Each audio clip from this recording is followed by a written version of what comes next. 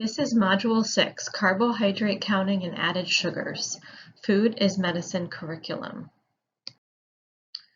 First, we'll look at the rules on carbohydrate counting. So we have carbohydrates, and we need to know how to measure them and how to count them. We'll also answer the question, can people with diabetes eat carbohydrates? The short answer is yes. We want to make sure we have a carb-consistent eating plan. And then we'll look at the complex carbs versus simple carbohydrates for our carb counting. To start out with, knowing the sources of carbohydrates is the first step. So carbohydrates are found in the grains, so breads, cereals, pasta, rice, and crackers. They're also found in the fruit group, so not only whole fruit and frozen fruit, but also dried fruit and fruit juice. Dairy products such as milk and yogurt contain carbs. We have our starchy vegetables, potatoes, peas, corn, and winter squash all contain carbohydrates. Beans and legumes, and our sweets and desserts. So when we're looking at carbohydrates, we break them down into complex and simple carbs. So complex carbohydrates are the ones we want to focus on eating more often. They provide fiber, vitamins and minerals, nutrients that our body will use. They also help keep us fuller longer and help stabilize our blood sugars a little better. They can help to lower cholesterol with their fiber content, and we do want to eat more of these foods. Simple carbohydrates are the ones we want to choose less often. They don't contain much fiber. They have less vitamins and minerals, so less nutrients. They can raise our blood sugar up quickly and then drop it down pretty quickly as well. So you get that roller coaster of your blood sugar. And they don't keep us as full as long. So we want to eat less of these foods. So examples of complex carbohydrates, whole grains would be our whole wheat bread, whole wheat pasta, oatmeal, whole grain cereal like Cheerios or Bran Flakes, whole grain crackers, and then bulgur, quinoa, brown rice, and wild rice are all examples of complex carbs. Others are lentils and beans, hummus, chickpeas, potatoes, preferably sweet or whole with the skin.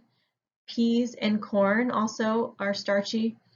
And then fruit, milk, and yogurt.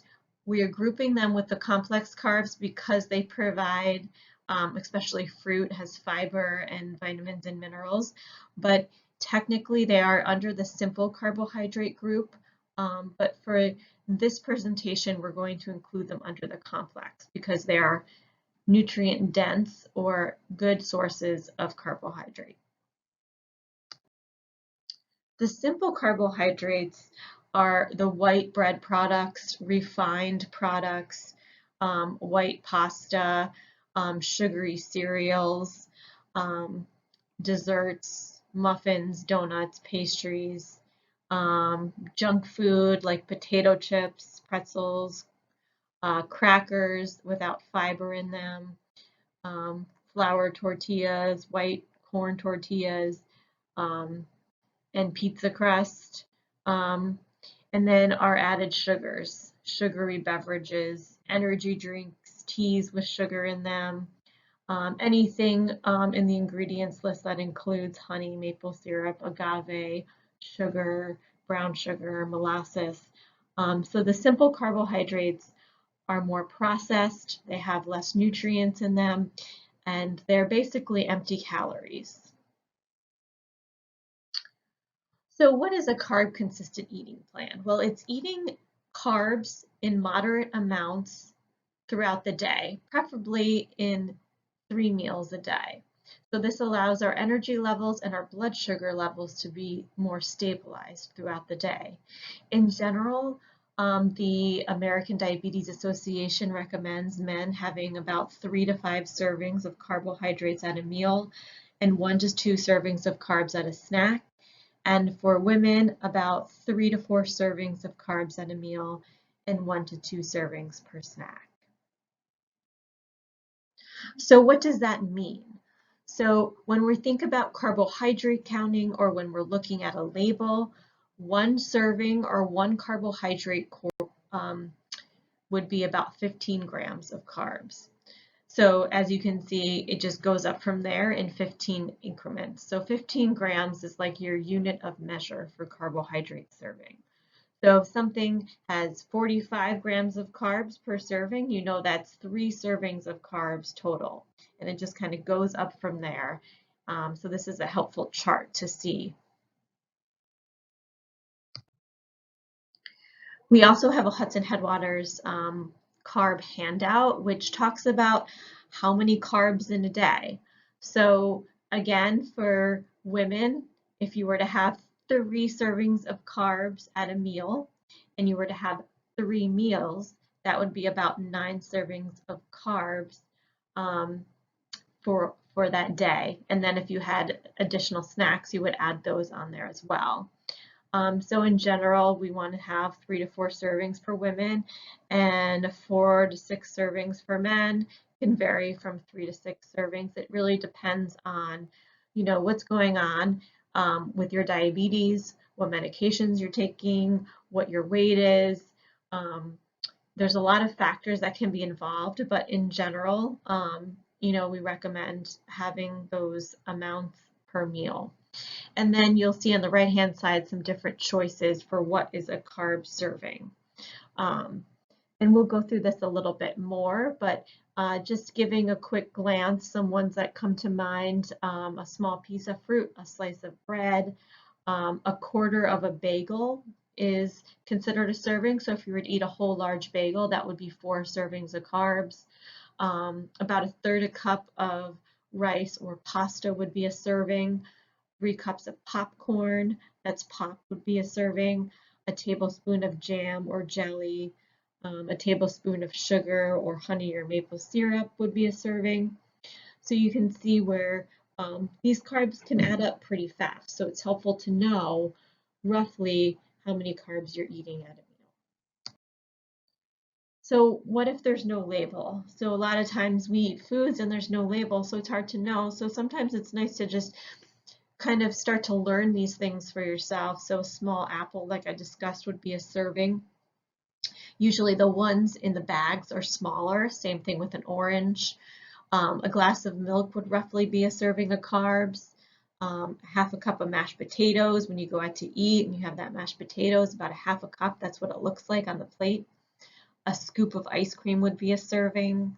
A cup of berries would be a serving.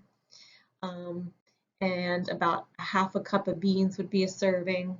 So you start to kind of, once you know what you're looking for, you can eyeball it a little bit better. Now we're going to take a look at sugar. So sugar is considered a simple carbohydrate, and added sugar is definitely something we want to try to limit. So in general, there's 2 sources of sugar. We've got natural sugars, so those are found in lactose in milk and fructose in fruit. And then we have added sugars. So that would be sugar that's added to foods. So candy, bread, a lot of cereals, soda, sports drinks, desserts, yogurt will have added sugars. So it's always good to look at the label now to see if there's added sugars in a product that you're going to buy, especially in the center of the store where there's more processed foods. And what it comes down to is we really don't need to eat the carbohydrates from added sugars. We need to eat the carbohydrates from fruits, whole grains, beans, oatmeal, that type of thing. But we don't necessarily need to eat the candy and the soda and the sports drinks and the desserts. To continue this, we can see some more facts about sugar. The average American eats about 77 grams of sugar per day. So that equates to about 19 teaspoons, which is more than 3 times the recommended amount. So 1 teaspoon equals 4 grams of sugar. So some of these sources include sweetened drinks, breakfast cereals, even bread has added sugars, flavored yogurts, granola bars, bottled sauces, dressings, condiments, and low-fat or low-salt products. So you always want to be careful if you're trying to watch the sugar, looking at when you buy a low-fat product, if they've added more sugar into that product, because a lot of the times they have. And it's important to know your limits. So now that there's recommendations, the dietary guidelines have suggested no more than 10% of your daily calories from added sugars. So that means if you're following a 2,000 calorie diet, no more than 200 calories of those 2,000 calories should come from added sugars. And then breaking that down a little bit more, women should eat no more than 6 teaspoons per day of added sugar, so that's about 25 grams. And men should eat no more than 9 teaspoons per day, so that's about 38 grams. Children should eat no more than 3 to 6 teaspoons per day, so that's about 12 to 15 grams, and that depends on their energy level and age too. Whether or not something tastes sweet, you should always double check the ingredients to see, and definitely look at the label and see on that added sugar column how much sugar is in that product. Added sugars are in about 75% of packaged and processed foods that we eat. So they're in a lot of our foods, and it's really important to take a look at the label and a look at the ingredients list to see if they're in some of your favorite foods that you eat. So as I said on the slide prior, reading the label, looking for added sugars. Try to skip those sugary drinks, so the soda, the sports drinks, the energy drinks, the sweet tea, the lemonade, and some alcoholic beverage. Try to choose more fresh or frozen fruit, and avoid the canned fruit that's packed in syrup. Limit the processed or packaged foods, and cut back on the flavorings in foods, such as flavorings that you'll find in like maple brown sugar, oatmeal, strawberry yogurt, and sweetened cereals. So here are just some examples. Like I said, the strawberry yogurt versus a plain yogurt. Cheerios would be a better option than the Honey Nut Cheerios.